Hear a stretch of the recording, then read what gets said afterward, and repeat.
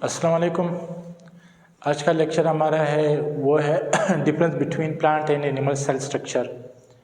आज के इस लेक्चर में हम ये पढ़ने वाले हैं कि प्लांट और एनिमल सेल के स्ट्रक्चर में क्या फ़र्क है, ऐसे कौन सी चीज़ें हैं जो प्लांट सेल के अंदर है और एनिमल सेल के अंदर नहीं है, या फिर वो ऐसे कौन सी चीज़ें हैं, ऐसे कौन से स्ट्रक्चर्स हैं जो फिर प्लांट्स एनिमल सेल के अंदर हैं लेकिन वो प्लांट सेल के अंदर नहीं है।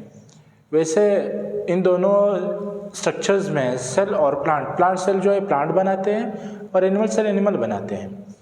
इन दोनों में कोई ख़ास फ़र्क तो नहीं है, कोई स्पेसिफिक इसमें कोई डिफरेंस नहीं है, लेकिन जो छोटा मोटा फ़र्क है आज उन छोटे मोटे फ़र्क को हम थोड़ा सा देखेंगे आज के लेक्चर में। सबसे पहले कॉमन चीज़ें देखते हैं जो कि दोनों के अंदर हैं।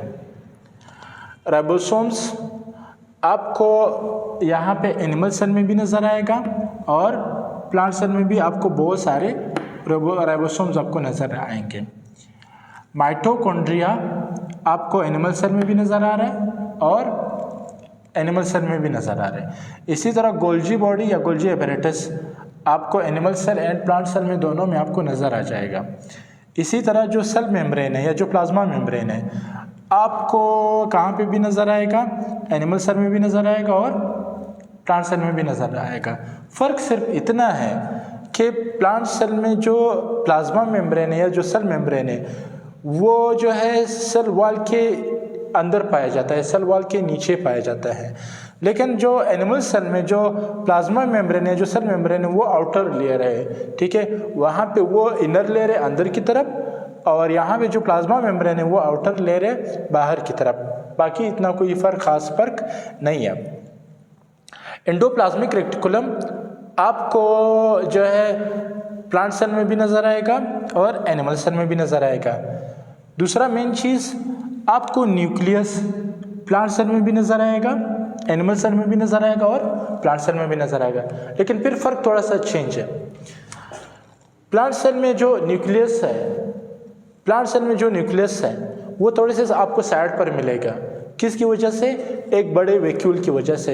वहाँ पे एक लार्ज वैक्यूल है, उस लार्ज वैक्यूल की वजह से जो न्यूक्लियस है उसको साइड पे धकेला हुआ है, तो आपको न्यूक्लियस बिल्कुल साइड पर नज़र आएगा प्लांट सेल के केस में।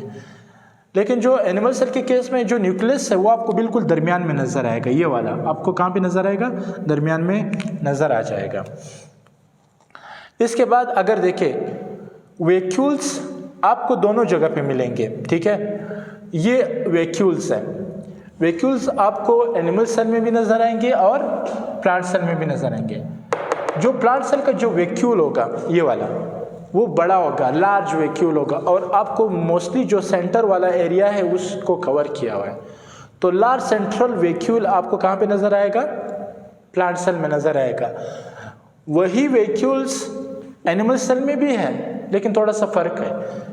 यहाँ पे जो वैक्यूल्स वो एक से ज़्यादा होंगे और छोटे छोटे होंगे। आपको काफ़ी सारे छोटे छोटे वैक्यूल्स एनिमल सेल में नज़र आएंगे। प्लांट सेल में सिर्फ और सिर्फ एक वैक्यूल नज़र आएगा, लेकिन वो वैक्यूल लार्ज सेंट्रल वैक्यूल होगा। अब यहाँ पे तो चलो हमारी कुछ बातें क्लियर हो गई। जो अब हम वो स्ट्रक्चर्स पढ़ेंगे जो एनिमल सेल के अंदर है लेकिन प्लांट सेल के अंदर वो नहीं है, तो वो सबसे पहले हमारे पास है वो है हमारे पास सेंट्रियोल्स। सेंट्रियोल्स सिर्फ आपको कहाँ पे मिलेंगे? एनिमल सेल के अंदर आपको सेंट्रियोल्स मिलेंगे, ये वाले सेंट्रियोल्स, लेकिन आपको प्लांट सेल में कभी भी आपको सेंट्रियोल्स नज़र नहीं आएंगे।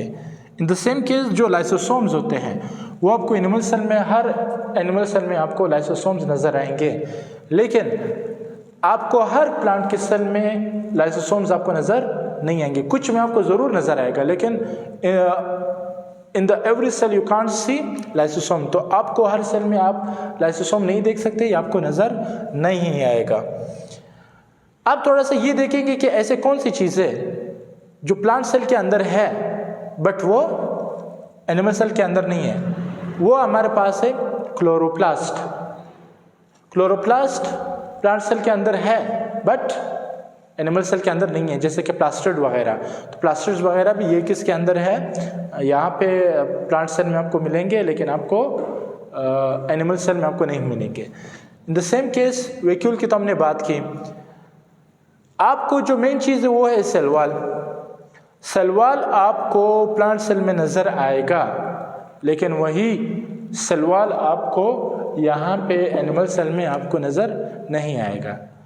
थर्ड डिफरेंस आपको ये बता दूँ कि जो एनिमल सेल होता है वो साइज़ में छोटा होता है। किसके साइज़ से? Plant cell. प्लांट सेल का साइज़ थोड़ा सा बड़ा होता है और एनिमल सेल का साइज़ थोड़ा सा छोटा होता है। ये तो दूसरा मेन डिफरेंस है। थोड़े से और छोटी छोटी चीज़ें अगर मैं आपको बताता चलूँ, जो यहाँ पे जो फूड है वो अक्सर जो फूड से जो एनर्जी बनेगी वो यहाँ पे आपके एनिमल सेल में सिर्फ और सिर्फ माइटोकॉन्ड्रिया का रोल अदा कर रहा है। मतलब माइटोकॉन्ड्रिया ही ऐसे होते हैं जो कि फूड को तोड़कर उससे एनर्जी दिलाती हैं सेल को। लेकिन प्लांट सेल के केस में जो माइटोकॉन्ड्रिया है और क्लोरोप्लास्ट ये दोनों मिलकर सेल को एनर्जी देती हैं, ठीक है, इसके केस में। तो चलो ये तो आज हमारा लेक्चर, इंशाल्लाह कल के लेक्चर में फिर मज़ीद बातें होगी। अल्लाह हाफिज़।